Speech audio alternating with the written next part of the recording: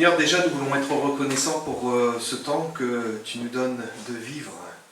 Merci pour la communion fraternelle, mais surtout, merci de nous avoir fait cette grâce de pouvoir nous rassembler ensemble pour louer et adorer le Dieu Tout-Puissant, le Dieu Sauveur, le Dieu en Jésus-Christ qui s'est manifesté pour sauver ce que nous étions, des pécheurs perdus. Seigneur, merci parce que encore ce matin nous allons nous rappeler ce que tu as accompli pour chacun de nous.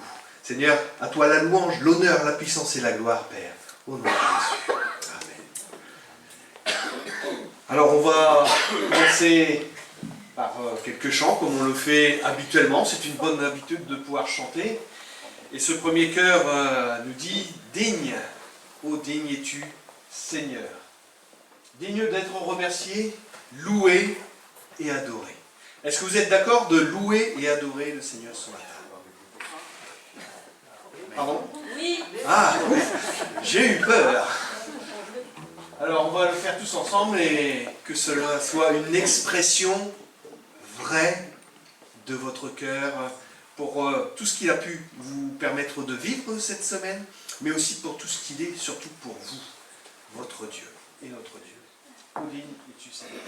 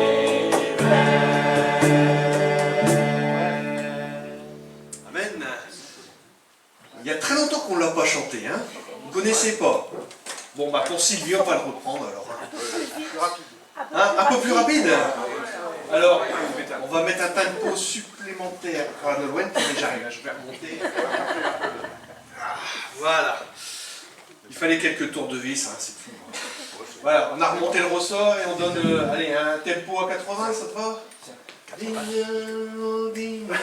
Oh là, ça swing là, 60. Bon, faut savoir ce que vous voulez les frères. Alors, un petit peu plus rapide, je te suis.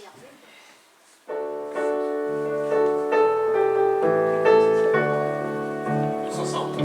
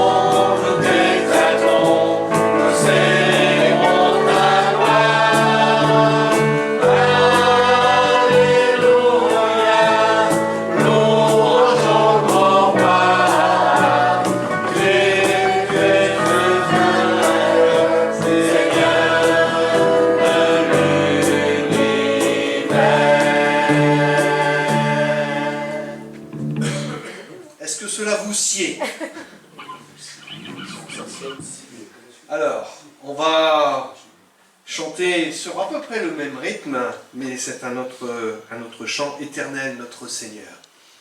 Parce que encore ce matin, l'Éternel veut être pas seulement notre Sauveur, mais il veut être notre Seigneur. Celui qui contrôle et qui dirige. Qu'est-ce qu'un roi et un seigneur sans autorité sur ces sujets? Mais il n'y a rien. Est-ce que Jésus a toute autorité sur ta vie, sur ton cœur? Et c'est là la question que l'on peut parfois se poser. Est-ce que le Seigneur est l'Éternel, le Seigneur de ma vie? Éternel notre Seigneur, que ton nom est magnifique. Éternel notre Seigneur, que ton nom soit glorifié. On va rendre gloire ce matin à notre Dieu et à notre Seigneur. On chante, et avec du tempo. Hein?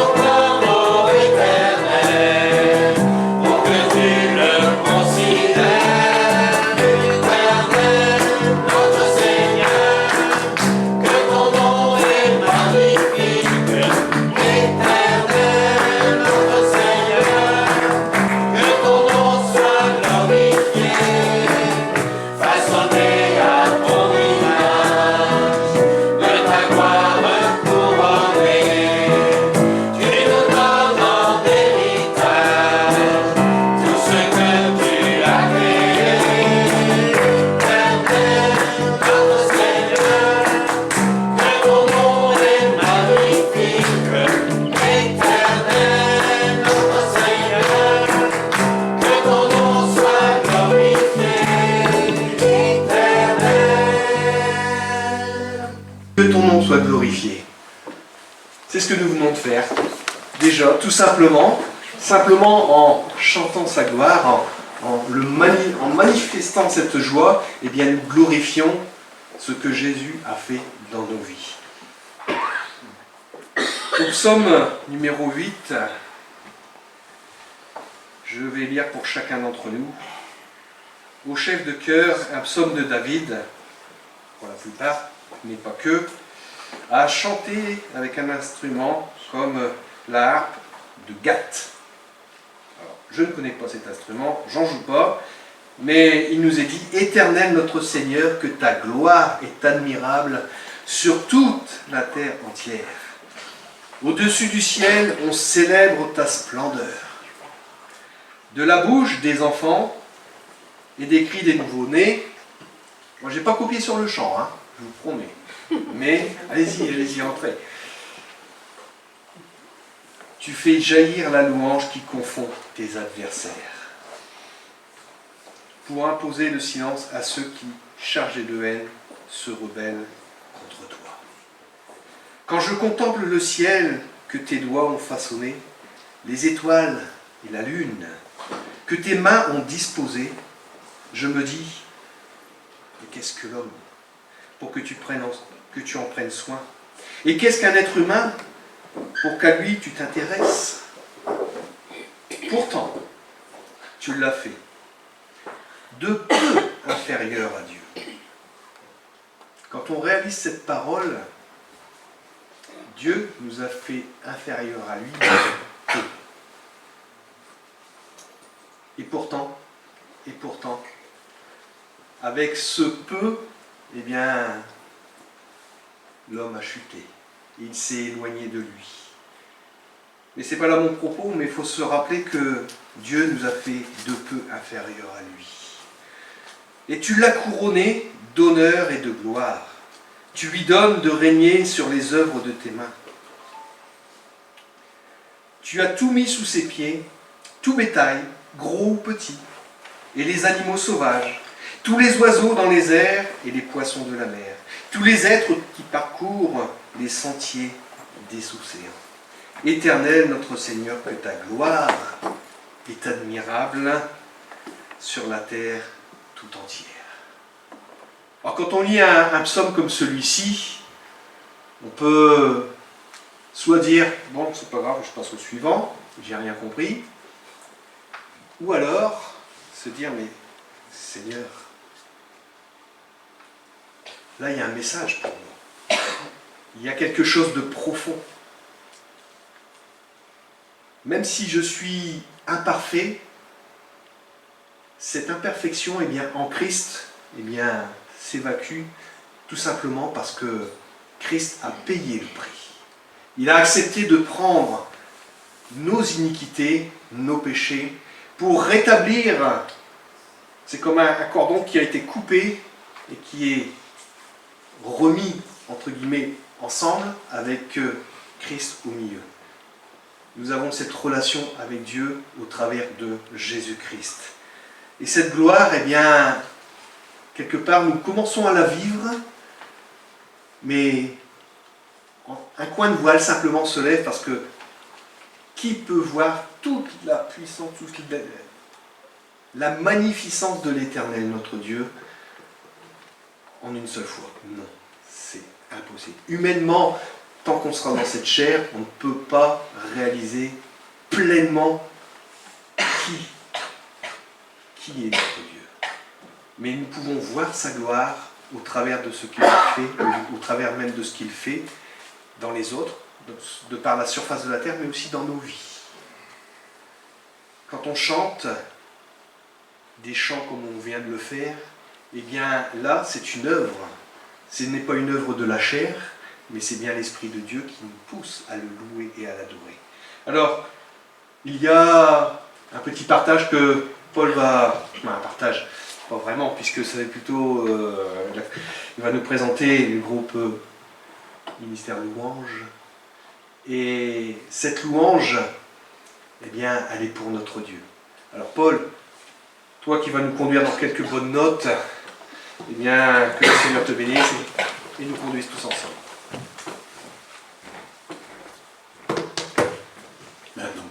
Bonjour à tous ceux qui n'ont pas pu saluer. Ce matin, j'étais occupé avec le stand calendrier, je n'ai pas vu grand monde.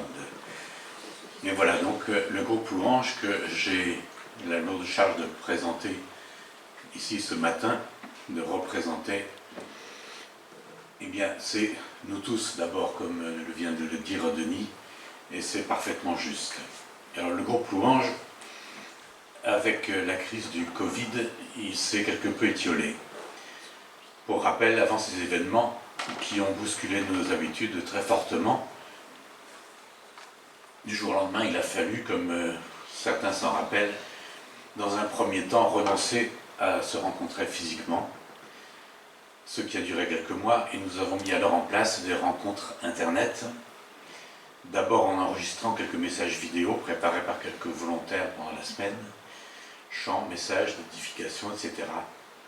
Nous avons mis ensuite sur pied des rencontres Zoom pendant un petit moment, avant de reprendre des rencontres physiques très cadrées, souvenez-vous, à condition de respecter une distanciation entre les membres, un siège sur deux, pas de partage de microphone, pas de possibilité de chorale sur l'estrade, et j'en oublie.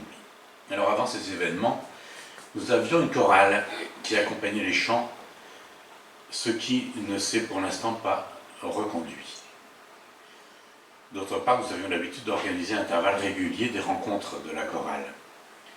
Une chorale élargie, où nous répétions des chants nouveaux, mais aussi des chants mal maîtrisés, et aussi pour préparer des événements particuliers. Ces rencontres ont aussi du mal à redémarrer. Nous avons malgré tout pu en faire une dimanche dernier, à quelques-uns, pour préparer la rencontre de Noël. Et étoffer cette chorale ne serait pas de refus, Donc, c'est aussi quelque chose que je vous mets sur le cœur, de participer au chant, qui est quelque chose qui est agréable au Seigneur. Alors, le chant que nous répétons s'appelle « Le premier Noël » et c'est un chant issu des caroles anglais, mais rassurez-vous, qui est traduit en langue française. Vous n'aurez pas à faire de linguistique. Alors le groupe Louange, comme on l'a déjà dit, c'est en tout premier lieu l'ensemble de nous tous. C'est l'assemblée tout entière qui loue le Seigneur, comme nous le faisons chaque dimanche matin. Mais c'est aussi tous ceux qui s'investissent pour faire ressortir la louange et faire montrer notre adoration vers notre Seigneur, ce parfum de bonne odeur qu'il apprécie. Alors d'abord, il faut porter tout cela dans nos prières. Il faut ensuite faire vivre nos initiatives en la matière. Nous pouvons remercier tous ceux qui accompagnent et guident la musique chaque dimanche, que ce soit en composant un thème de cantique et en présidant les moments de louange, mais aussi ceux qui étudient partitions et textes pour pouvoir guider avec justesse les chants et leurs instruments, sans oublier ceux qui manient la technique. Alors nous avons particulièrement besoin que tous se sentent investis dans la louange, et s'il se dégage des volontaires pour étoffer le groupe et peut-être remettre en place les choristes, ils seraient bien évidemment les bienvenus avec leurs idées. C'est quelque chose donc qu'il faudra donc rediscuter, peut-être remettre en place pour essayer de reprendre un peu plus d'élan, ce que pour l'instant nous n'avons pas réussi à faire, mais qui serait intéressant. Alors la louange, eh bien c'est ce que nous faisons chaque dimanche, et nous voulons ainsi, par nos chants, louer et remercier le Seigneur, et annoncer donc à la face de ce monde tout ce qu'il a fait pour nous. Mais en effet, notre Père, nous pouvons ici encore maintenant te louer et te remercier pour tout ton amour, tout ce que tu as fait pour nous, et que nos chants puissent s'élever de nos cœurs pour te louer, pour t'adorer et te rendre toute la gloire qui t'est due. Que cette louange soit aussi la part de nos cœurs, que ce soit l'expression de nos cœurs de toute la reconnaissance que nous avons envers toi. Nous voulons ainsi te louer et t'adorer et te remercier, tout apporter tout notre amour, ce que nous faisons encore ce matin, dans le précieux de notre Seigneur et Sauveur Jésus. Amen.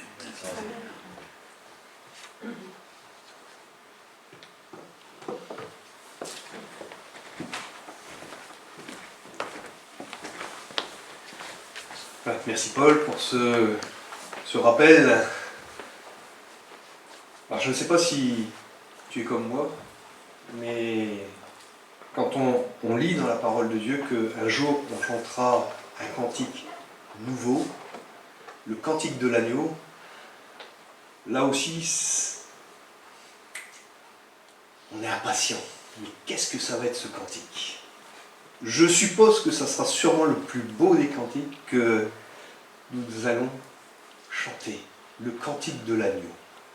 Alors, on a déjà des cantiques qui sont écrits, certes, par des mains et des plumes habiles, mais là, je pense que c'est le cantique de Dieu qui nous sera donné pour louer ce que Jésus, par amour, a accompli pour chacun d'entre nous. Est-ce que vous êtes d'accord? Oui, oui. Amen, hein? Là, on se dit, mais vivement, mais vivement. Mais bon, pour l'instant, le Seigneur nous laisse sur cette terre, c'est parce que, pour nous, c'est pas encore l'heure. Nous avons encore des choses à vivre avec lui, à être avec lui. Alors, ô mystère infini, homme et Dieu réunis, en parfaite harmonie. Et là, ça, c'est quelque chose que le monde ne peut pas comprendre. Dieu, parfaitement Dieu, et homme, parfaitement homme, réunis en une seule personne, Jésus Christ. Roi humble de cœur.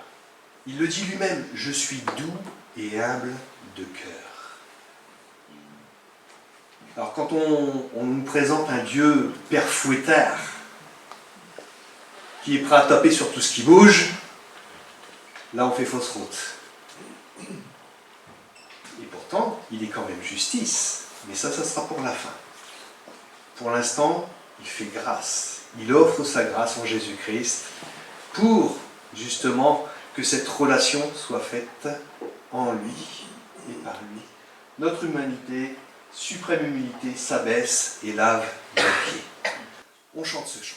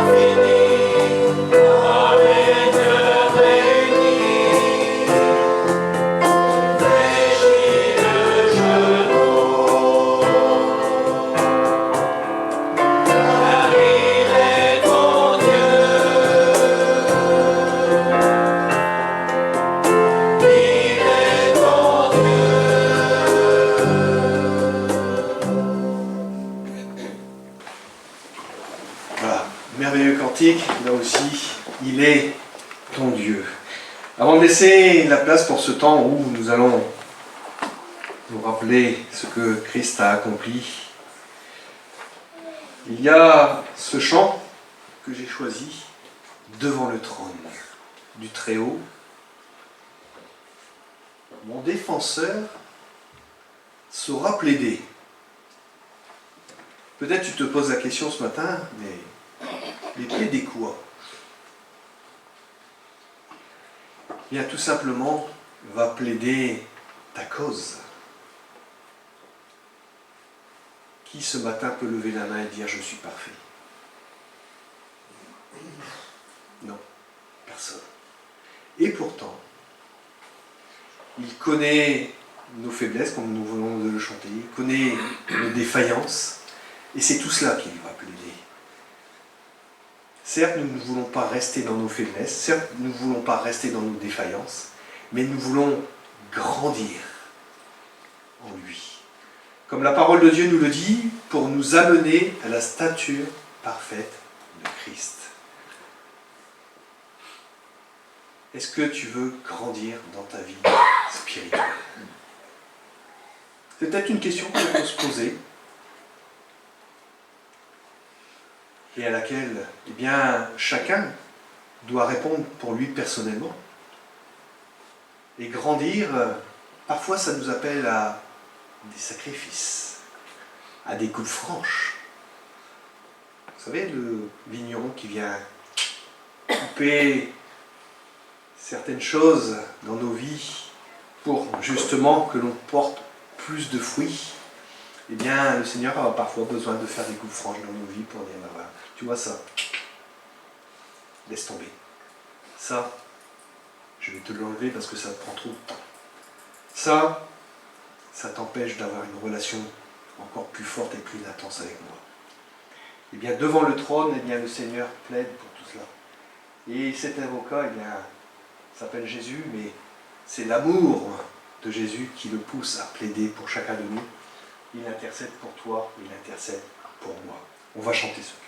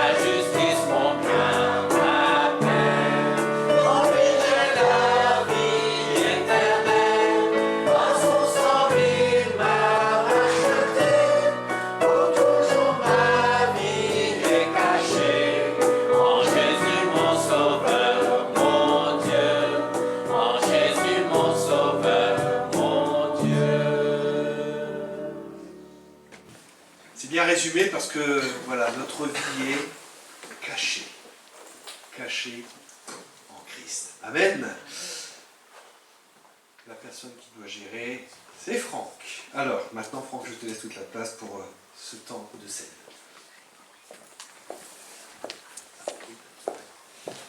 Les enfants, les grands enfants, les petits, les moyens, voilà.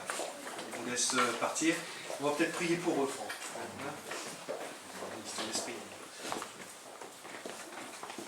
Seigneur, nous voulons effectivement te prier pour nos jeunes. Seigneur, merci pour le temps mis à part pour toi maintenant. Merci de leur faire du bien, Seigneur. Seigneur, merci de leur montrer combien tu es effectivement le chemin, la vérité et la vie. Seigneur, dans une période de leur vie où tout est questionnement, tout est remis en question. Oui, Seigneur, que dans leur cœur, tu puisses faire ton œuvre, Seigneur Jésus. Seigneur, nous essayons de semer le maximum de choses, mais Seigneur, nous savons que c'est toi, notre grand Dieu, qui fait des miracles dans les cœurs. Alors pour nos enfants ce matin, Seigneur Jésus, je veux vraiment me placer à genoux devant toi, Seigneur, et les remettre. Seigneur, merci de bénir Sylvie, Seigneur, qui a charge de les enseigner ce matin, de leur parler de ton nom, Seigneur, de tes vérités, de tes promesses. Seigneur, merci, parce qu'ils vont ressortir de cette pièce avec un message de ta part. Amen. Comme nous aussi, Seigneur,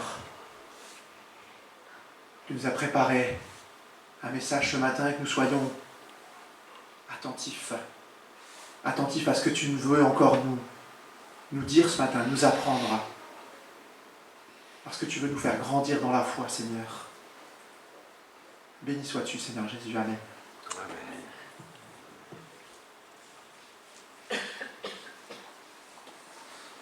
Alors merci Denis pour... alors on s'est avancé tranquillement et sûrement vers ce repas, tout ce que tu as partagé, ça fait écho avec ce que je souhaitais partager ce matin. Et j'aime beaucoup ce passage que tu nous as lu ce matin. Il soulignait, encadré dans ma Bible, qu'est-ce que l'homme pour que tu te souviennes de lui, et le Fils de l'homme pour que tu prennes soin de lui. Un autre passage que j'aime beaucoup, c'est dans Jean chapitre 15. Ce n'est pas moi qui vous ai choisi, ce n'est pas vous qui m'avez choisi, mais moi, je vous ai choisi et je vous ai établi, afin que vous alliez, que vous portiez du fruit, et que votre fruit demeure, afin que ce que vous demandez en mon nom, il vous le donne. Ce que je vous commande, frères et sœurs, c'est de vous aimer les uns les autres. Si le monde vous haït, sachez qu'il m'a haï avant vous. Si vous étiez du monde, le monde aimerait ce qui est à lui, mais parce que vous n'êtes pas du monde, et que je vous ai choisi du milieu du monde, à cause de cela le monde vous haït. Alors je ne vais pas faire encore des longs discours. L'actualité parle d'elle-même. Tout ce qu'on entend aujourd'hui. Et c'est vrai que Jésus venu sur terre a subi. Il a été haï de tous, haï au point de vouloir le faire mourir. Lui qui était pur, sans tache. Et lui, on a chanté cet avocat. Et je me disais effectivement, si Jésus n'était pas venu payer ma dette, que Jésus n'était pas venu tout court, imaginez aller avec tous les fautes, tout ce qui m'appartient, aller taper au bureau d'un avocat et lui dire, bon écoutez là, il va falloir faire quelque chose pour moi, est-ce que vous pouvez défendre? Et je me suis dit, là j'étais assis, je me dis, mais il disait, qu'est-ce que cet avocat aurait plaidé pour moi, si ce n'est que je suis coupable, je suis pécheur et je suis coupable. Mais merci Seigneur, parce que toi tu es venu sur terre, et de toutes mes fautes, de tous mes péchés, tu m'as rendu blanc, tu m'as rendu digne de t'appartenir. Alors on va partager maintenant ensemble ce repas en inscrivant ce que dit la scène dans l'obéissance à un ordre du Seigneur. Paul souligne dans ce passage que le partage du pain et du vin est un fondement de la vie de l'Église. Ça, on se le rappelle dimanche après dimanche. Et je me disais, dans la Bible et dans la vie en général, quand on regarde autour de nous, le moment du repas, c'est quelque chose d'important. Quand on reçoit quelqu'un qu'on apprécie, on met les grands plats, les petits plats dans les grands plats. On aime recevoir, on aime faire les choses bien. on aime assurer l'hospitalité. Et pendant les repas, souvent c'est là où on partage ce qu'on a vécu dans la journée, on peut partager nos expériences. C'est souvent, on disait, c'est souvent lors des repas que les hommes d'affaires y concluent leurs affaires aussi. Hein. Souvent autour d'un repas où voilà, on parle de contrat et puis ça conclut, ça signe. C'est pas ça qu'on va faire ce matin, rassurez-vous. Rassurez-vous, je ne veux pas m'éparpiller.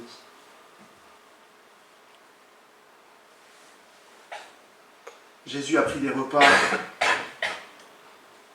avec les gens exclus, avec les gens méprisés. Ça, c'était vraiment un signe de l'accueil et de l'amour de Jésus.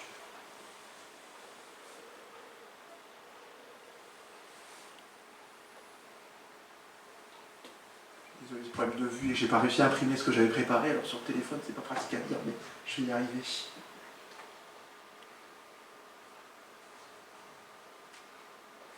Les Juifs célèbrent la Pâque pour faire mémoire de l'Exode qui a fait passer les peuples hébreux de l'esclavage à la liberté. Dans la nuit de la fête de la Pâque, Dieu intervient et les croyants passent, au moment de la fête de l'esclavage, à la liberté, de la détresse à la joie, des ténèbres à une grande lumière. C'est exactement ce que j'ai vécu, ce que vous avez vécu le jour où vous êtes donné pleinement au Seigneur. Il y a ma grand-mère qui disait qu'il aimait beaucoup ce passage. Autrefois, vous étiez ténèbres. Aujourd'hui, vous êtes lumière dans le Seigneur. Et elle nous le disait souvent, et ça nous faisait même rire parce qu'elle le répétait très souvent dans ce qu'elle échange avec nous. Et oui, autrefois, j'étais dans les ténèbres. Mais Seigneur, toi, tu es venu m'arracher de la boue du péché. En partageant son dernier repas le soir de la Pâque, Jésus inscrit sa propre histoire dans celle de la libération que Dieu va réaliser. Et Jésus met une surprenante nouveauté. Il prend le pain et il dit « Ceci est mon corps ». Et il prend la coupe et il dit « Ceci est mon sang ». Lui, Jésus, Fils de Dieu, l'agneau de Dieu qui ôte le péché du monde. Nous allons prendre le pain et le vin ce matin et dans le pain qui a été déjà préparé, qu'on a rompu, Christ est présent. Christ est présent comme il l'est dans la coupe que nous allons partager ensemble.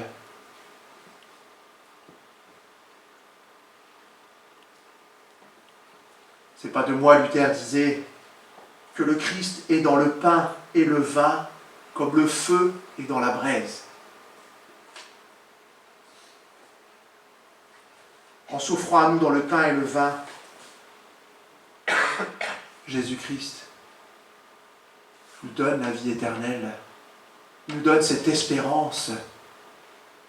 Et oui, vous voyez autour de nous aujourd'hui, tout se déchaîne. Tout se déchaîne, alors ça fait, on entend autour de nous, les gens ont peur de ce qui se passe. Voilà, les inondations, les guerres, les tremblements, les volcans qui ressurgissent, qui se remettent en œuvre.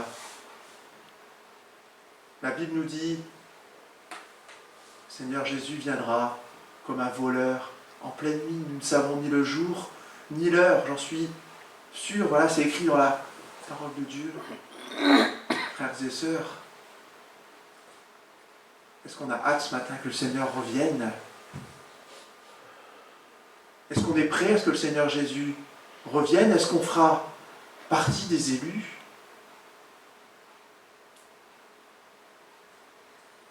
Avant de prendre ces éléments, bien que nous puissions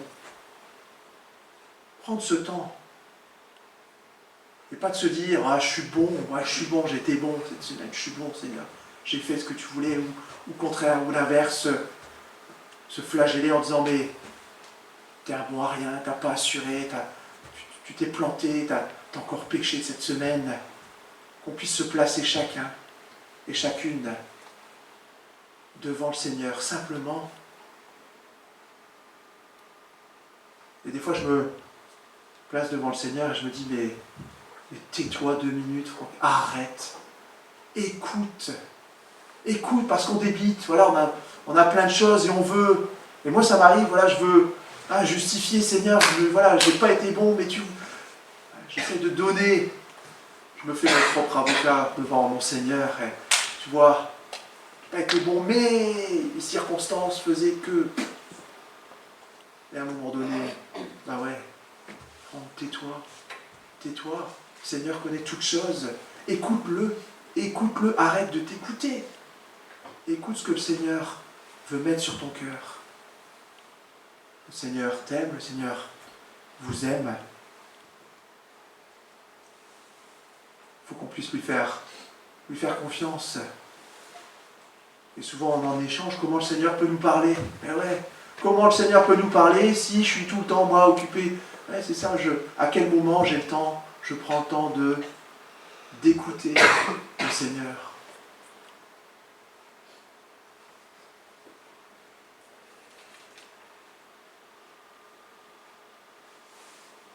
Seigneur, ta parole nous dit, je suis, oui, le chemin, la vérité et la vie.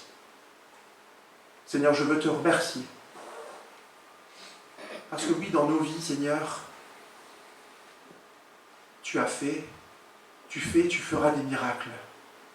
Seigneur, je me dis toujours dimanche après dimanche, quand je viens dans ton église, je suis un miraculé.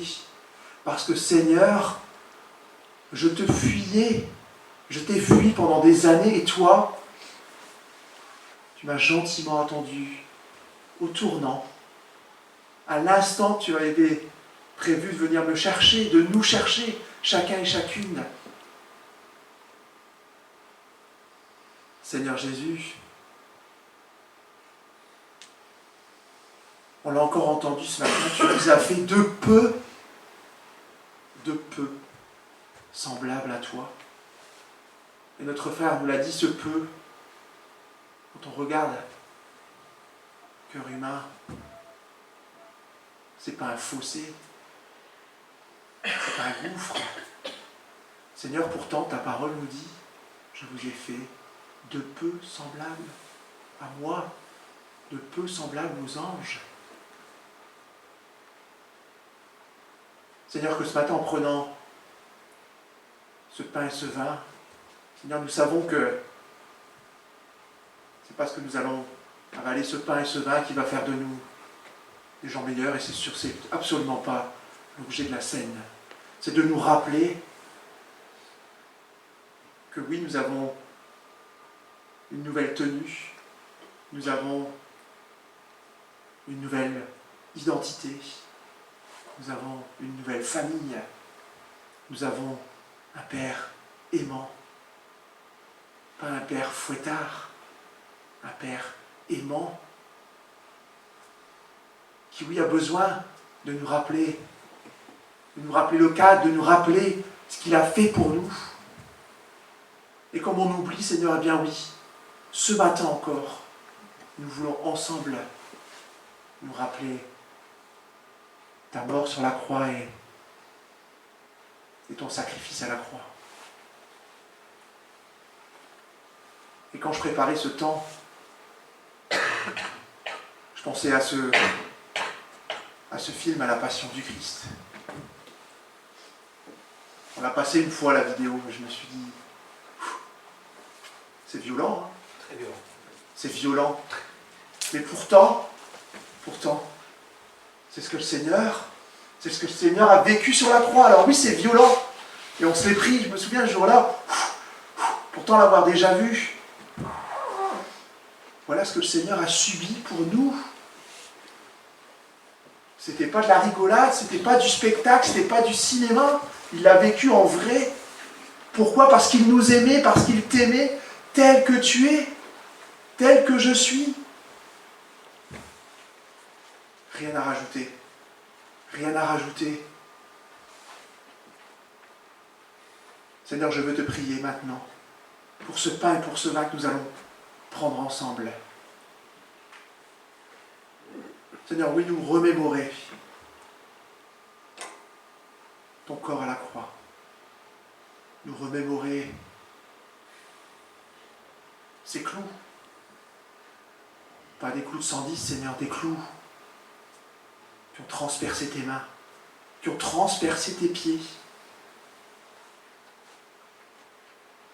Ton côté qui a été percé. Cette couronne d'épines qu'on a mis sur ta tête.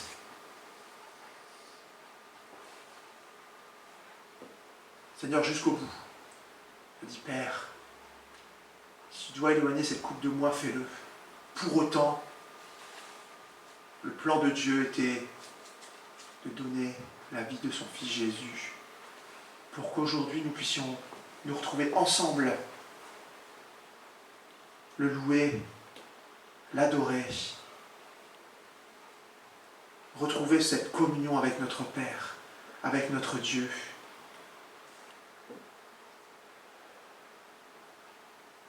Seigneur, le monde te rejette, le monde te repousse.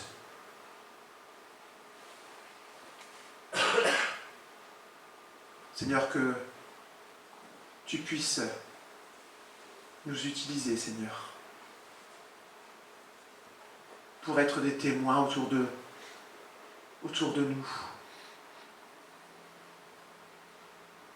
Tenir cette position ferme. Quand on entend parfois des discours ahurissants, des discours de rejet, de haine encore envers toi. Seigneur, que ton nom soit béni, que ton nom soit loué, et que pendant ce temps de partage, je vais demander si un frère veut bien m'accompagner pour distribuer ces éléments.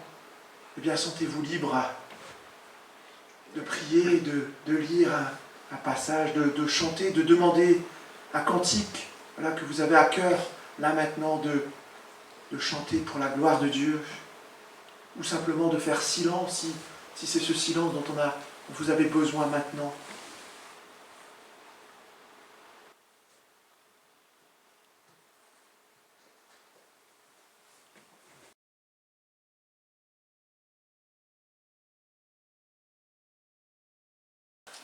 Voilà, ce matin, on va lire un épisode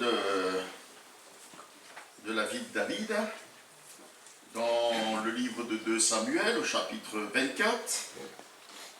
Dieu est-il ma sécurité? Alors pendant qu'une lectrice ou un lecteur trouve cette page pour nous en faire lecture, je dois vous dire que je suis un peu fébrile ce matin. J'ai l'impression de passer mon examen de passage.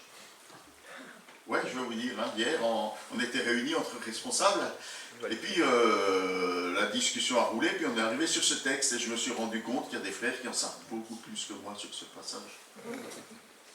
Alors j'ai repris ma prédication, Mathis m'a vu tout dégoulinant de sueur ce matin, apporter encore la main à ma prédication. Là, tout à l'heure, fébrilement, j'écrivais encore quelques notes sur mon... J'espère que ça va bien se passer. Donc, c'est la première prédication à 6 mains. On est 3 frères à s'être réunis autour de cette prédication. Et les frères, soyez indulgents avec moi. Puis si je me trompe ou si j'oublie, vous levez la main et puis vous rajoutez, vous corrigez. En tout cas, que le Seigneur nous conduise ensemble dans cette prédication. Alors, qui veut nous faire la lecture de ce chapitre 24 ? L'Éternel se mit de nouveau en colère contre les Israélites et il incita David à agir contre leurs intérêts en lui suggérant l'idée de faire le recensement d'Israël et de Juda.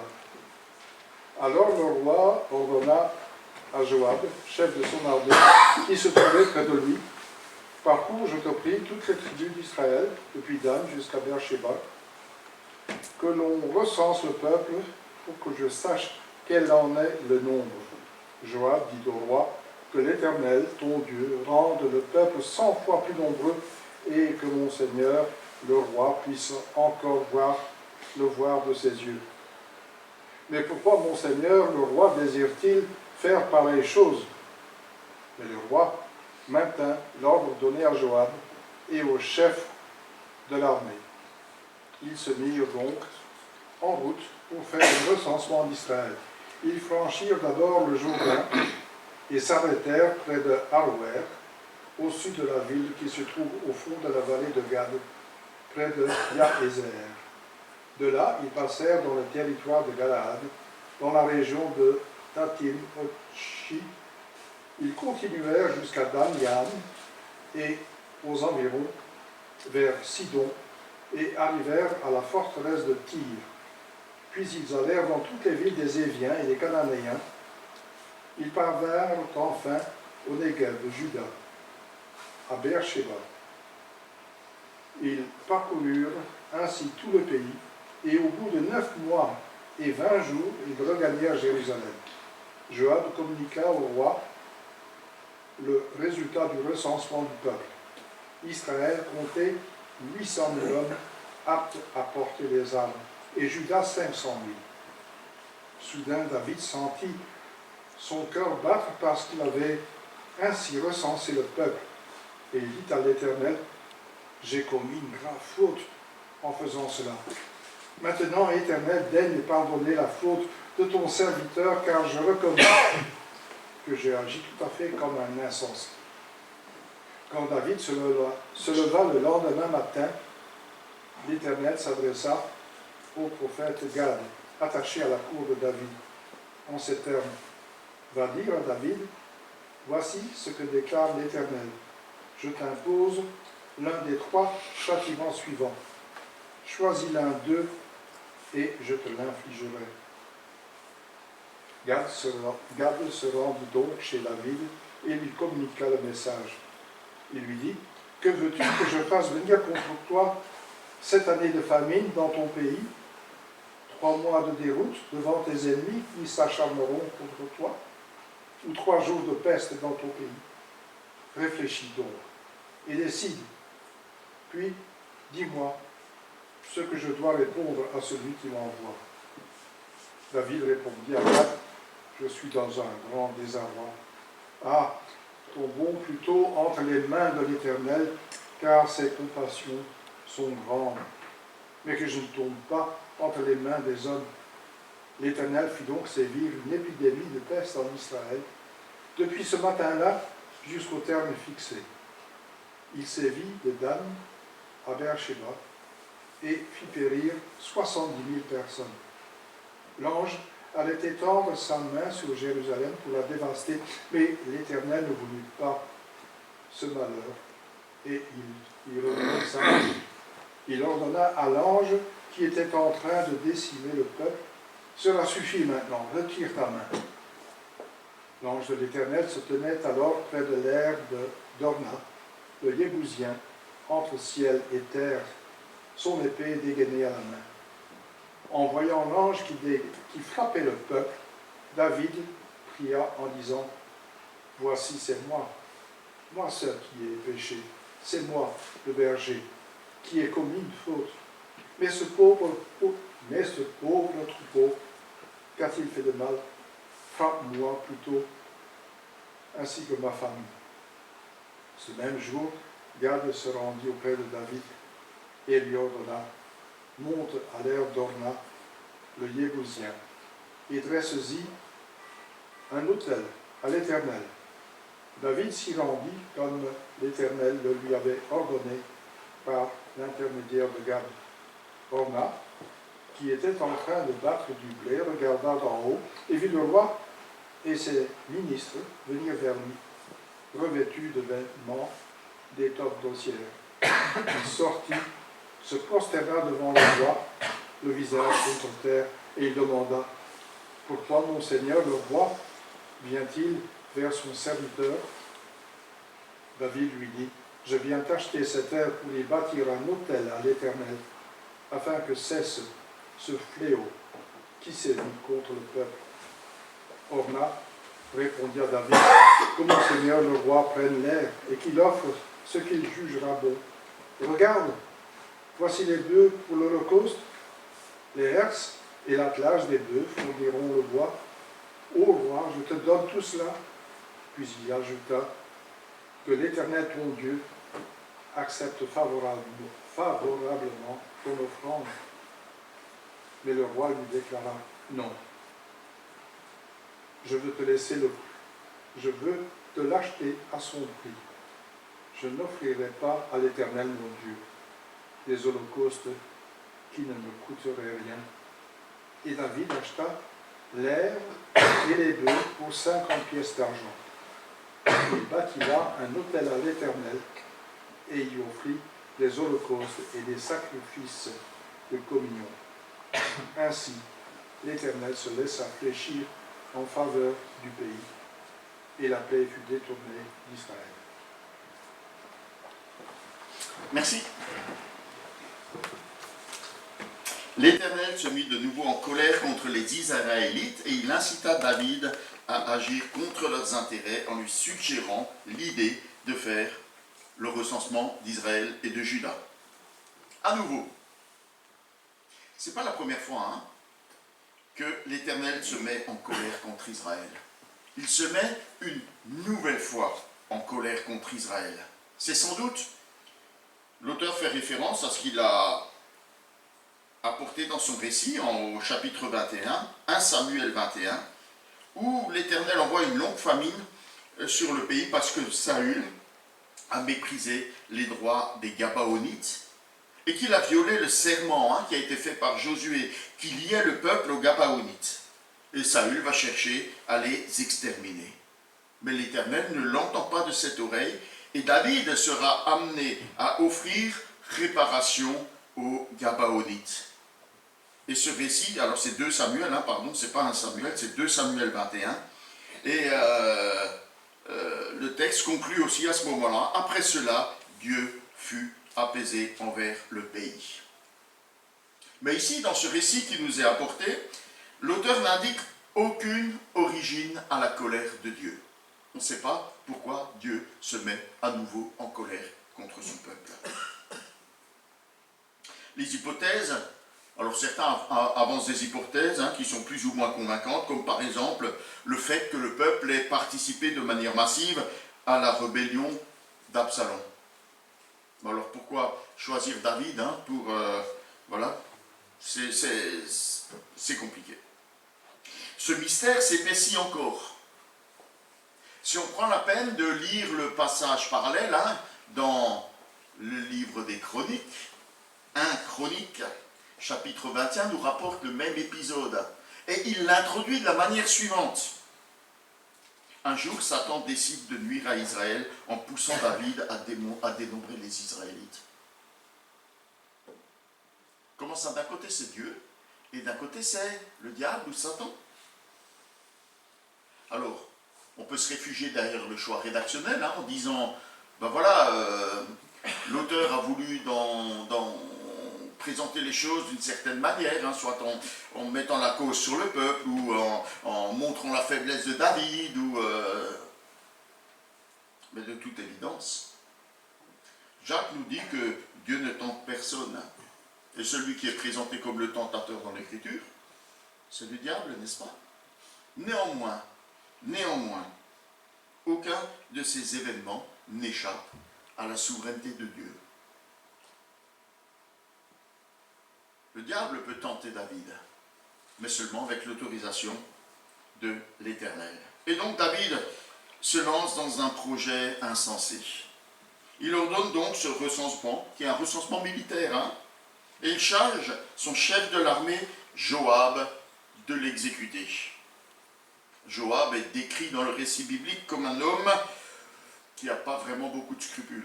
C'est le moins qu'on puisse dire. Oui, je vois ceux qui connaissent l'histoire, qui ont lu Joab, c'est le gars qui recule devant rien. Il n'a pas peur de se salir les mains. Cependant, sa répugnance à exécuter l'ordre du roi David laisse entendre qu'il comprend que ce recensement, c'est une faute grave. Qu'est-ce qui cloche? Le peuple d'Israël avait déjà connu des recensements même qui avaient été ordonnés par l'Éternel. À la sortie du pays d'Égypte, Dieu ordonne un recensement. 40 ans plus tard, avant d'entrer en Canaan, Dieu ordonne un recensement. Il nous est dit dans Nombre 3, par exemple, que Moïse fit le recensement de tous les fils aînés des Israélites selon l'ordre que l'Éternel lui avait donné. Et Joab fait une réponse sensée à David. Il lui dit que l'Éternel, ton Dieu, rende le peuple 100 fois plus nombreux et que mon Seigneur le roi puisse encore le voir de ses yeux. Joab fait sans doute référence à la promesse de Dieu de rendre le peuple innombrable comme le sable de la mer. D'ailleurs, Salomon va reprendre cette thématique, alors qu'il répond par la prière alors qu'il est à Gabaon, quand il est intronisé roi. Il se retrouve il va à Gabaon, c'est là qu'est le tabernacle. Il va à la rencontre de Dieu, et Dieu dans la nuit lui apparaît, lui dit, demande ce que tu veux que je fasse pour toi, et je le ferai. Vous aimeriez, moi j'aimerais que Dieu me demande, qu'est-ce que tu voudrais? Non? Et alors, Salomon, il a l'occasion de demander les machins les plus extravagants, qui pourrait, mais il demande la sagesse. Et il dit à Dieu, je suis au milieu de ton peuple, celui que tu as choisi, peuple nombreux, et qui ne peut ni être évalué ni compté à cause de son grand nombre. Lui, il croit dans la promesse de l'Éternel. Mais malgré les protestations et les arguments de Joab, David persiste dans son œuvre. Et Joab finit par l'accomplir, sans vraiment d'enthousiasme, même s'il le fait avec sérieux. Vous avez vu de quelle manière il explique. Il est commencé à l'est. Alors je vous le dis parce que vous connaissez peut-être pas bien la géographie. Il commence à l'est, il part au nord, à l'ouest, au sud. Il fait le tour. Et ça lui prend un certain temps. Mais voilà, il le fait quand même sans enthousiasme parce que finalement il ne va pas au bout de l'ordre du roi. Les Lévites ne vont pas être comptés. Évidemment, c'est un recensement militaire. Mais la tribu de Benjamin non plus. D'ailleurs, il rapporte à David des chiffres qui sont incomplets et probablement hasardeux puisqu'ils ne correspondent pas entre les deux textes qui nous sont proposés dans 2 Samuel et 1 Chronique. Vous verrez que les chiffres ne correspondent pas. Alors, on peut se réfugier derrière l'erreur de copiste, mais moi j'aime y voir, je propose d'y voir que voilà, Joab n'a pas mis vraiment tout son enthousiasme dans cette affaire-là. Et alors qu'il revient au bout de tous ces mois de recensement, il annonce les chiffres à David. Les chiffres ont peu d'importance. Ce qui est important ici de souligner, c'est que David se rend compte de sa faute et il a mauvaise conscience. Son cœur se met à battre et il se rend compte que son ordre est l'ordre d'un insensé. C'est quoi un insensé dans l'Écriture? C'est Celui qui rejette Dieu. Celui qui rejette Dieu, celui qui ne respecte pas Dieu.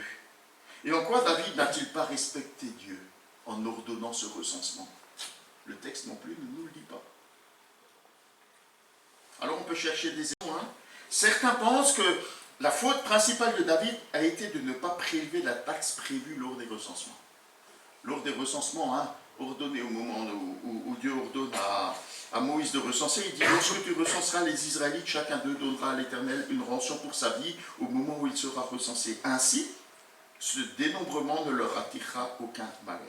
Chacun de ceux qui seront recensés versera selon la moitié de l'unité de poids en vigueur au sanctuaire une pièce de près de 6 grammes d'argent. Cette pièce sera une offrande pour l'Éternel. Toute personne de 20 ans et au-dessus comptée lors de ce recensement donnera cette offrande à l'Éternel. Est-ce que c'est ça? On ne sait pas. Alors, David, il semble repris dans sa conscience, non pas parce qu'il n'a pas collecté l'argent qu'il fallait, mais parce qu'il a ordonné le recensement.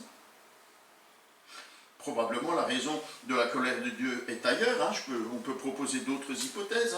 À la fin du règne de David, 1 Chronique précise que tout le territoire qui a été donné par Dieu aux Israélites est conquis et qu'il est pacifié. Voici, je vous donne ce territoire. La promesse de Dieu, elle est claire. Je vais te multiplier et je vais te donner ce territoire. Or, Israël a multiplié et le territoire lui est donné. Alors le seul impératif militaire qui reste, c'est d'assurer la sécurité aux frontières. Et évidemment, ça ne mobilise pas les mêmes forces qu'une conquête. Alors est-ce que c'est par orgueil que David veut ordonner un recensement? Est-ce que c'est pour s'assurer de sa puissance militaire, pour contempler sa force? Est-ce qu'il a des projets d'étendre ses conquêtes au-delà du territoire qui lui a été assigné par par Dieu, est-ce que son pays lui semble trop petit? Est-ce qu'il a des doutes sur la multiplication du peuple? Quoi qu'il en soit, Dieu désapprouve. Parce que David, en ces circonstances, mais il ne se confie plus en l'Éternel, mais en sa propre ambition, sa propre puissance militaire. Est-ce qu'il a oublié cette déclaration de son ami, de son intime Jonathan? Rien n'empêche l'Éternel de sauver au moyen d'un petit nombre comme d'un grand nombre. Est-ce qu'il a des doutes? Mais ce serait à vouloir étendre le pays au-delà de ce que l'Éternel a donné, ce serait une violation de l'alliance que Dieu a conclue avec son peuple. Est-ce que David veut aller au-delà de ce qui a été promis par Dieu? C'est grave, n'est-ce pas? Et ça explique la sévérité de la punition. Alors, moi j'ai tendance à penser que si les choses ne sont pas si claires concernant le péché d'Israël, concernant la raison du recensement, c'est pour que ce texte soit plus universel. Et qu'il puisse nous toucher chacun d'entre nous, sans qu'on puisse dire « Oui, oui, c'est à cause de ceci, cela que... » Vous connaissez notre esprit cartésien, hein? On va y revenir à la conclusion. Alors le prophète Gad, après la confession de David, Dieu lui envoie le prophète Gad. Le châtiment de Dieu va être incontournable, mais chose assez étonnante et inédite dans l'Écriture, David peut choisir de quelle manière le châtiment va être infligé au peuple. Et alors ce choix peut paraître difficile. Famine, guerre, peste. C'est choisir entre la peste et le choléra, comme on dit. Mais pour David, c'est pas blanc bonnet et bonnet blanc. Malgré le profond désarroi dans lequel il est plongé, il n'y a pas de refus, il n'y a pas de révolte, il n'y a pas de contestation, il n'y a aucune hésitation. Et il n'a pas non plus besoin d'aucun délai pour répondre. Il sait que la famine et que la guerre vont les mettre à la merci des nations environnantes. Pardon, voilà.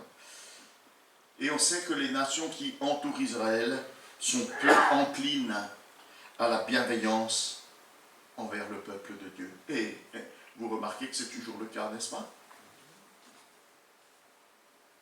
Il s'en remet donc à l'Éternel, car il sait que c'est un Dieu de compassion. Il se place humblement à la fois sous le châtiment mérité et sous la bienveillance qui vient tous les deux de l'Éternel. C'est un acte de foi, c'est un acte de confiance de David en Dieu. Il sait que même si la punition vient de Dieu, c'est auprès de Dieu qu'il est en sécurité. Le prophète Ésaïe verbalisera plus tard ce sentiment. Il dit « Car l'Éternel est notre juge. L'Éternel est notre législateur. L'Éternel est notre roi. » Et il conclut « C'est lui qui nous sauve. Il est notre juge, il est notre législateur, il est notre roi. C'est lui qui nous sauve. » Un juge, normalement, c'est celui qui condamne, n'est-ce pas? Mais David a compris que si il y a un juste châtiment, l'Éternel est celui qui sauve, il est celui qui sauve son peuple. Alors que la peste fait des ravages parmi le peuple, David intercède en sa faveur auprès de Dieu. S'il est fautif, il mérite d'être personnellement frappé, ainsi que sa famille. Et on reconnaît là les valeurs courageuses du berger. Ce berger qui n'hésite pas à s'interposer, à s'exposer face au lion ou à l'ours qui menace son troupeau de brebis. Il s'interpose pour assurer la protection à son troupeau. Et là, David démontre encore une fois, malgré sa faute, malgré son péché, il démontre par son humilité, par sa repentance, par son souci du peuple de Dieu, qu'il est un homme selon le cœur de Dieu, qu'il est celui qui se confie en Dieu. Et alors, on voit s'accomplir les compassions de l'Éternel. C'est alors que l'Éternel exerce sa compassion envers Israël et envers David, son serviteur. Il arrête l'ange destructeur qui se tient au-dessus de Jérusalem et qui s'apprêtait à frapper les habitants de la ville à l'aide de cette épée, de cette épée sortie de son fourreau. La peste a déjà fait 70 000 victimes au sein du peuple d'Israël. Alors la question qu'on peut se poser ici, est-ce que c'est le peuple qui doit payer pour la faute de David? David a ordonné le recensement et c'est 70 000 personnes dans le peuple qui doivent mourir à cause de la faute de David. Mais je vous rappelle que le texte est introduit, il commence par la colère de Dieu contre le peuple d'Israël. Dieu se mit à nouveau en colère contre son peuple. Alors l'ange est à ce moment au-dessus d'une colline. L'aire de battage d'un habitant qui est là depuis fort longtemps, puisqu'il porte encore le nom de l'ancienne Jérusalem. Avant sa conquête par David, Jérusalem s'appelait Yébus. Et donc il est présenté comme un Yébusien, Orna ou Orna, suivant le texte. Il n'est pas nommé de la même manière dans les deux textes. Il y a une petite nuance. Et donc les aires de battage se trouvaient au sommet d'une colline. On y rassemblait le grain. Pardon, micro. On y rassemblait le grain, on passait avec des bœufs, avec une herse, pour séparer le grain d'avec la paille, et le vent qui soufflait, il emmenait simplement la paille, et puis il restait à récupérer le grain. C'est exactement ce qu'Ornan était en train de faire, il était en train de s'occuper de son grain. Lui, il se rend compte de rien.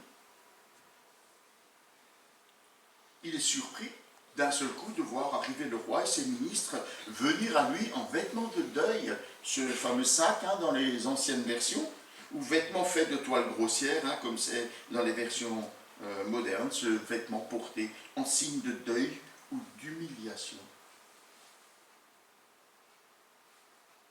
C'est sur cette colline que le prophète Gad indique que David doit offrir un sacrifice à l'Éternel afin d'apaiser sa colère. Et Orna, qui en est le propriétaire, il est prêt à tout donner au roi. Bœuf pour le sacrifice, bois et attelage des herses pour le feu, et même le terrain, prend tout. Et que l'Éternel te soit favorable. Il connaît bien les usages des rois à cette époque. Ce qu'un roi désire, il le prend. Il est tout puissant sur son peuple. Visiblement, les rois ont tous les droits. Peut-être vous vient à l'esprit l'histoire d'Akab et de Naboth, où la vigne dont il avait envie, voilà. Il suffit d'éliminer le propriétaire et puis voilà, le terrain est à moi. Mais là encore, David se montre d'une autre trempe. Il ne veut rien offrir à Dieu qui ne lui appartienne pas. Rien offrir à Dieu qui ne lui coûte rien. Et donc il achète à Orma ses bœufs et ses herses pour 50 pièces d'argent et l'ensemble du terrain pour 600 pièces d'or, selon le récit de 1 Chronique. Et ce n'est pas n'importe quel terrain que David achète. C'est le sommet du mont Morija. Ce nom vous dit quelque chose? Ça sonne dans votre oreille? Le mont Morija? Ce nom, c'est le mont qu'Abraham a gravi avec son fils Isaac, lorsque Dieu lui a demandé de lui offrir son fils en sacrifice. C'est sur ce mont qu'a eu lieu la substitution et que Dieu a donné un bouc à la place du fils d'Abraham. David construit un autel et il invoque l'Éternel. Il confesse sa faute. Il intercède en faveur du peuple. Et le texte de 1 Chronique nous dit que l'Éternel répond favorablement par le feu qui descend du ciel sur l'autel. Réponse favorable de Dieu, n'est-ce pas? Comme on le voit dans d'autres récits, notamment Élie, la confrontation d'Élie avec les sacrificateurs de Baal. Et le récit se conclut par l'apaisement de la colère de l'Éternel. Il est apaisé de quoi, l'Éternel? il est apaisé par rapport au péché de David. Mais il est aussi apaisé par rapport au péché du peuple. La plaie s'arrête. Il n'y a plus d'hommes ou de femmes qui tombent parmi le peuple. Et s'il nous est parlé ici de la repentance de David, à aucun moment le texte ne fait allusion à ce que le peuple soit revenu de son péché. Et pourtant, par le sacrifice et par l'intercession de David, l'Éternel est apaisé, alors qu'au début du texte, il est en colère contre son peuple. C'est désormais à cet endroit, et non plus au tabernacle qui était à Gabaon, que David viendra à la rencontre de l'Éternel pour lui offrir des sacrifices. David a été terrifié à la vue de l'ange de l'Éternel avec son épée dégainée. Alors, David vient sur ce mont Morija, où il a expérimenté la miséricorde de l'Éternel et l'exaucement à sa prière. Et vous savez, c'est précisément sur ce mont que Salomon va ériger le temple de Dieu à Jérusalem. Là où Dieu exerce sa miséricorde en arrêtant le fléau, là où il exauce la prière de David, là où il accepte ce sacrifice de substitution pour le pardon des péchés. En ce lieu, l'ange de l'Éternel remet l'épée au fourreau. Là, la colère de Dieu s'apaise. C'est un lieu de sécurité pour David, un lieu donné par Dieu d'abord pour David lui-même, mais ensuite pour tout le peuple, par la présence du temple, là où Dieu accorde son pardon à Israël. Alors, je vous ai dit que je propose que ce texte, il est universel parce qu'il nous parle, il arrive jusqu'à nous et nous sommes souvent dans cette situation de péché.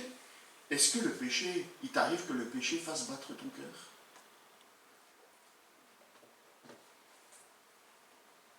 Est-ce qu'il t'arrive encore que la justice et la colère de Dieu t'effraient?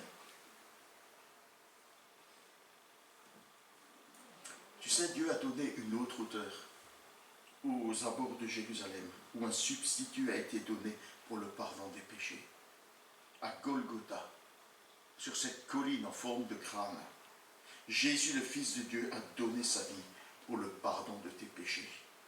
Sur cette colline, il a subi de plein fouet la colère de Dieu à cause du péché de l'humanité.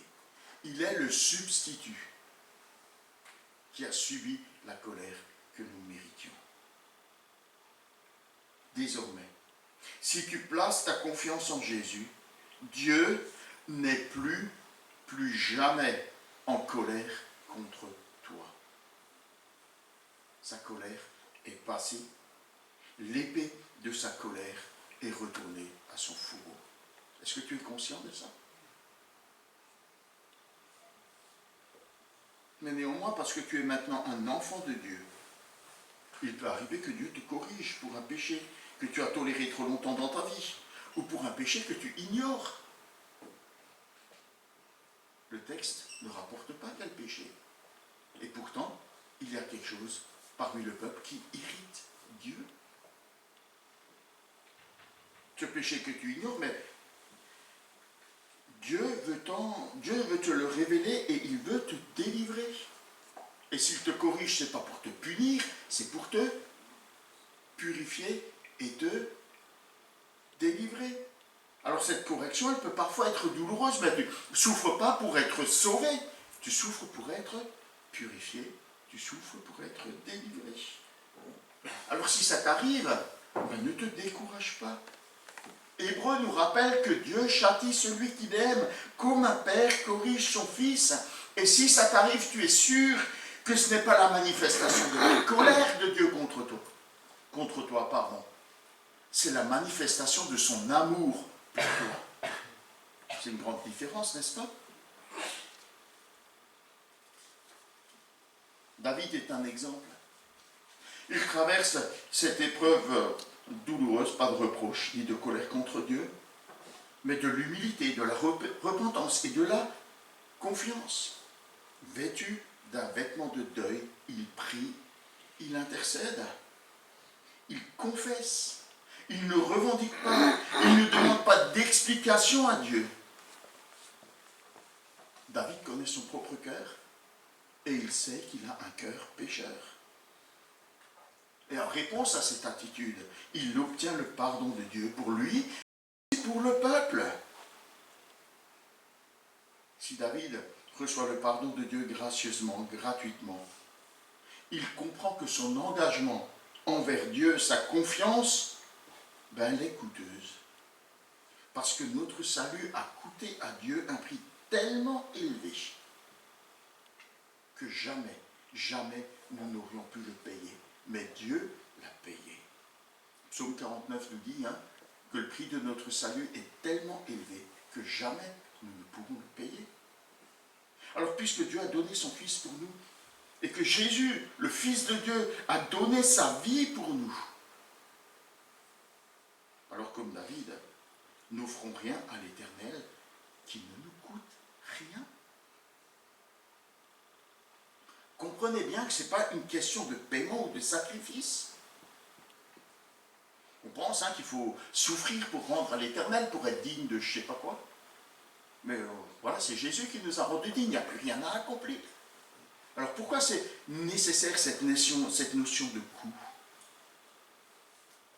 Ce coût, c'est une question de foi, de confiance et de sécurité.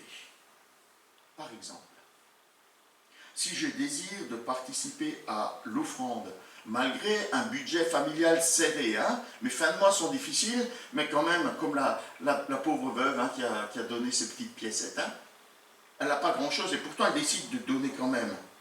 C'est parce que je veux exprimer ma reconnaissance envers Dieu, mais aussi parce que j'exprime ma confiance en lui. Est-ce que mon don est motivé par ma foi en Dieu ou par mon pouvoir d'achat? Qu'est-ce qui te décide quand tu es chez toi et que tu prends la résolution dans ton cœur de dire demain je vais mettre ça à l'offrande? Qu'est-ce qui est ta sécurité?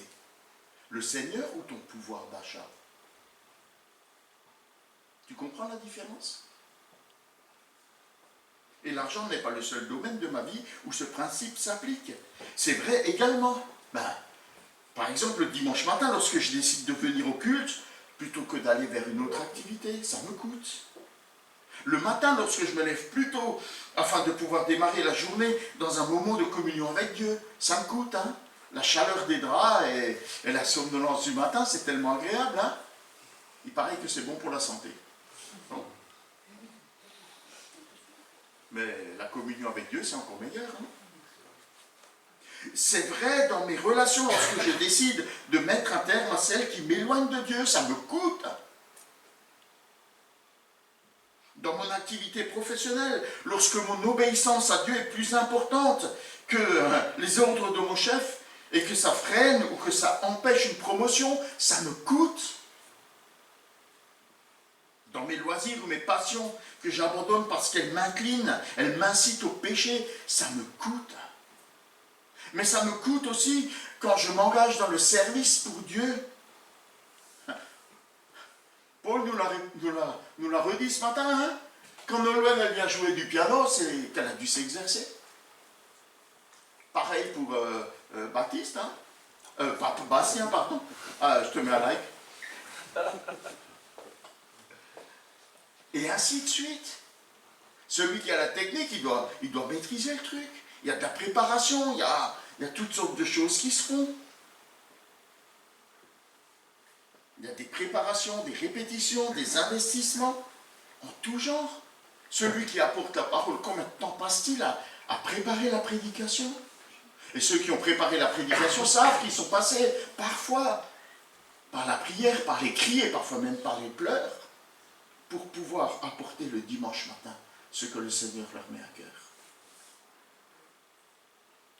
Ça coûte. Tout cela est coûteux, mais le prix en vaut la peine. Parce qu'en Jésus, Dieu m'offre, comme David l'exprime, il l'exprime parce qu'il l'a expérimenté, et je m'arrête là. Dieu lui offre une alliance éternelle, en tout point bien réglé et qui offre pleine sécurité. Dieu est-il ma sécurité? En Jésus-Christ, qu'il le soit pour chacun et chacune. Je crois que ce coup-ci, on est au point. Et si j'en crois la confirmation de Rémi, on pourrait chanter Jésus a tout payé avec la musique et les paroles.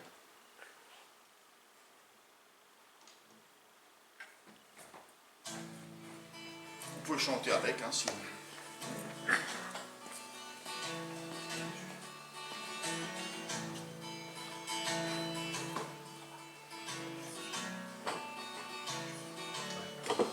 Entends-tu sa douce voix? Mon enfant, prends ma main dans ta faiblesse à moi. Tu trouveras ton soutien. Jésus a tout payé, ma dette est acquittée. La marque péché effacée, mon âme est purifiée.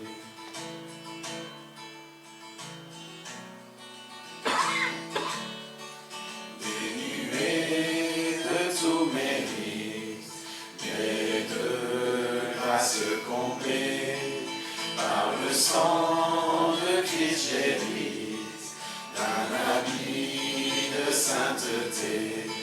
Jésus a tout payé, ma dette est acquittée. La marque péché effacée, mon âme est purifiée.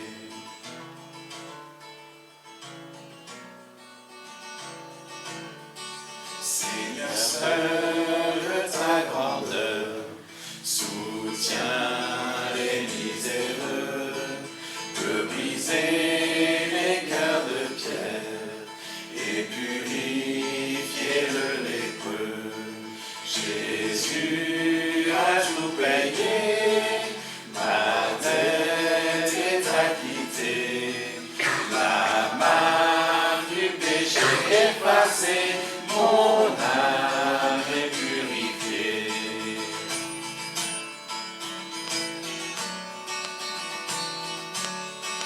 Béni sois-tu, Sauveur sublime, ô libérateur de la vie. Béni sois-tu, Sauveur sublime, tu m'as racheté de la vie.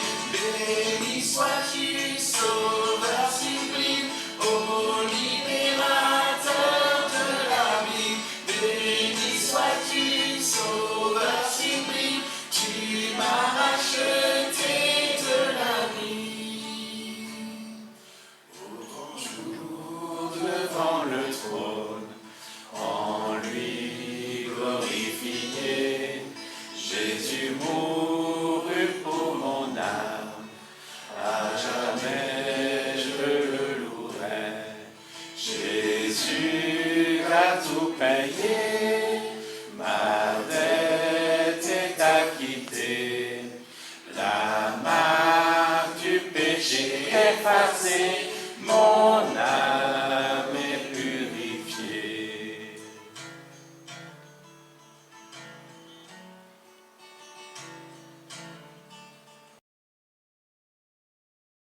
Voici arrivé le moment des annonces.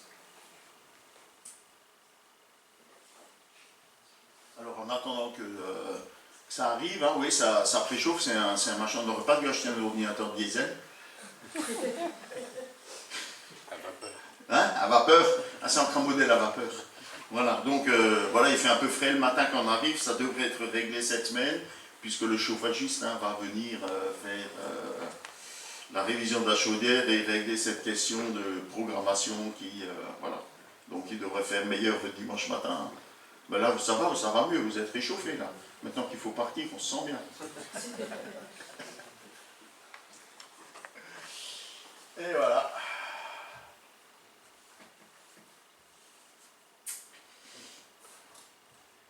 Alors,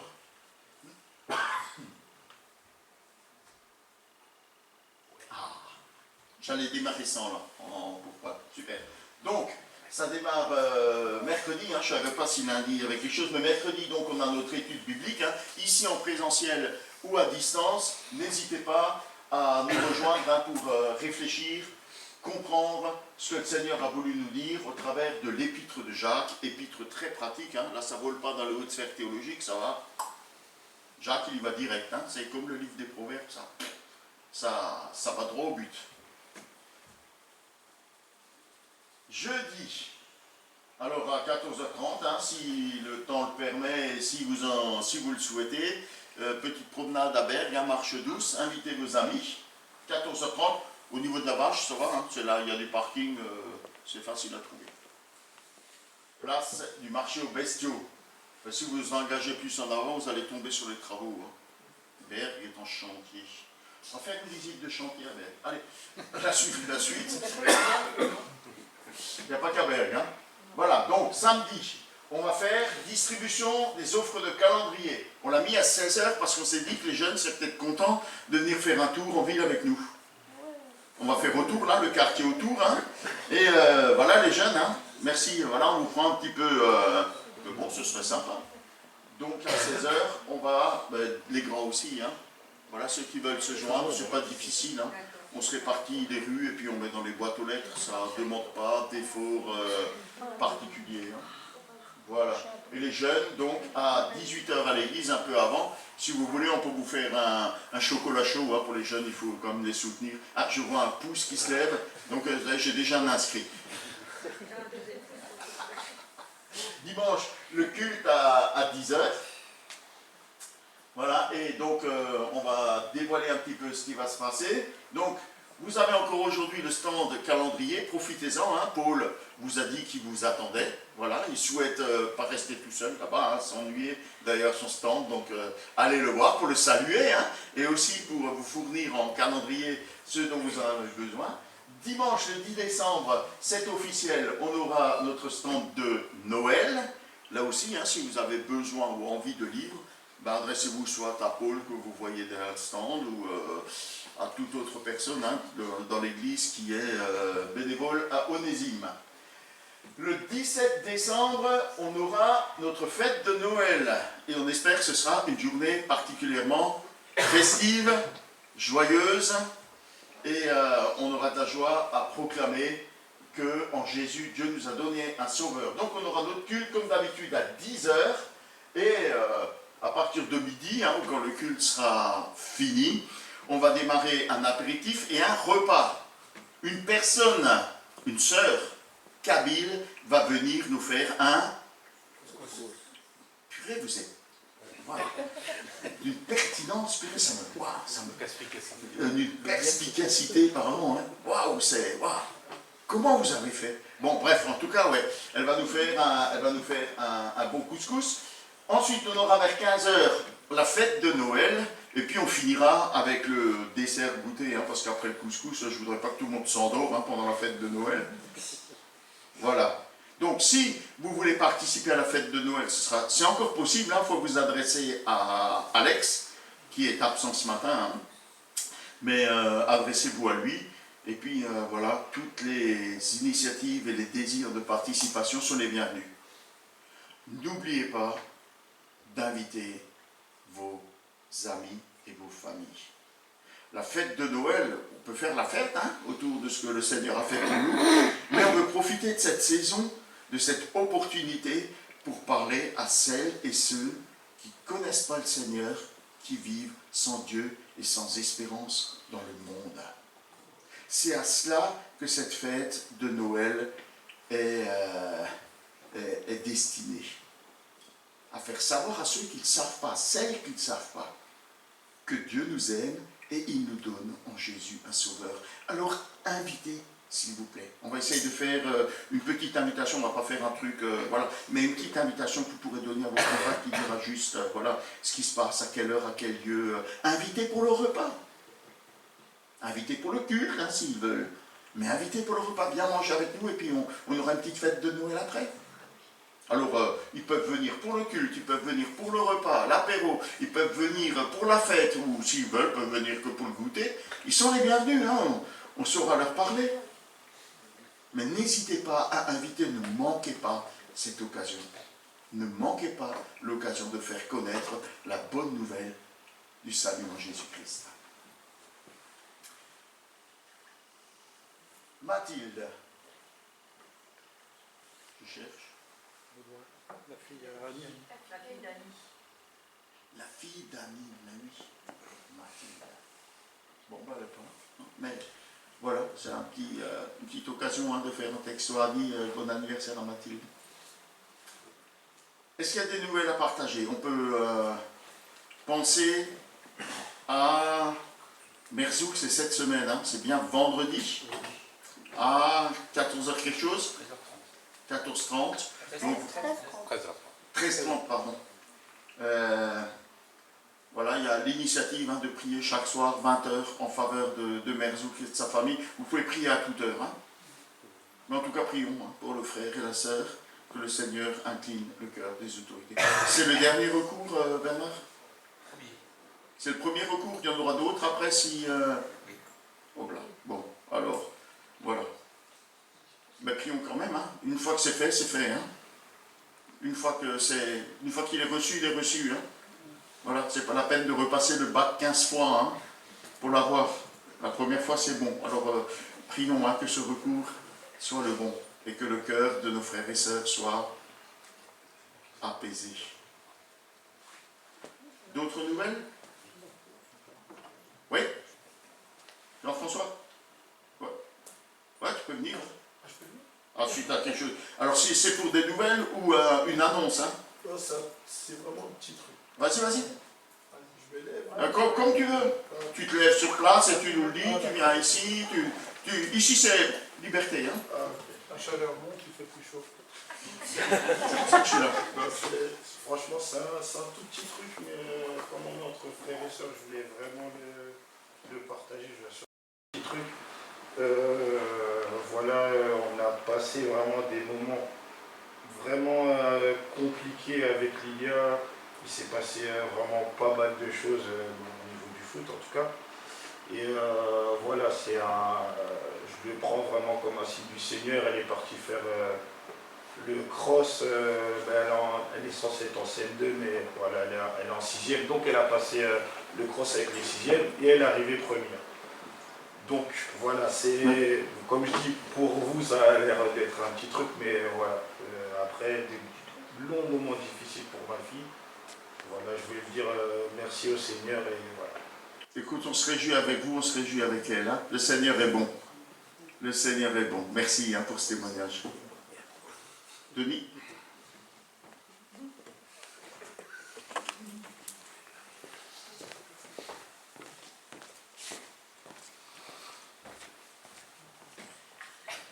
Voilà, on arrive bien sûr à la fin de notre culte. J'avais préparé un chant. Prince de paix. Notre prince de paix est venu sur cette terre pour nous apporter justement la paix dont nous avions tant besoin. On peut se rappeler encore cette vérité. Il est notre paix et nous allons chanter prince de paix, de vie, de sagesse, mais pas que. Il est aussi notre source de joie, d'amour, de tendresse.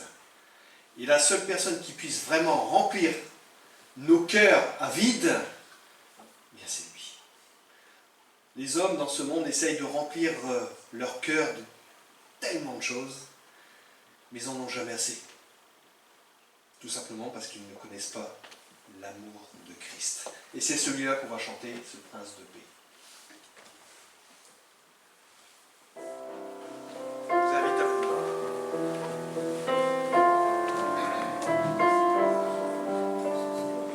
Prince de paix, de vie, de sagesse, source de joie, d'amour, de tendresse.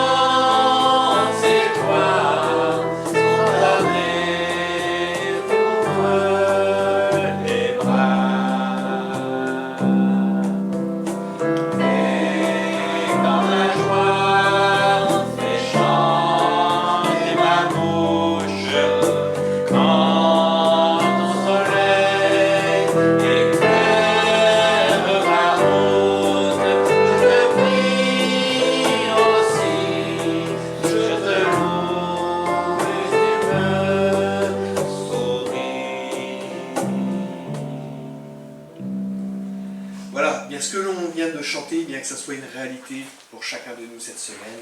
Que le Seigneur vous bénisse et vous raccompagne.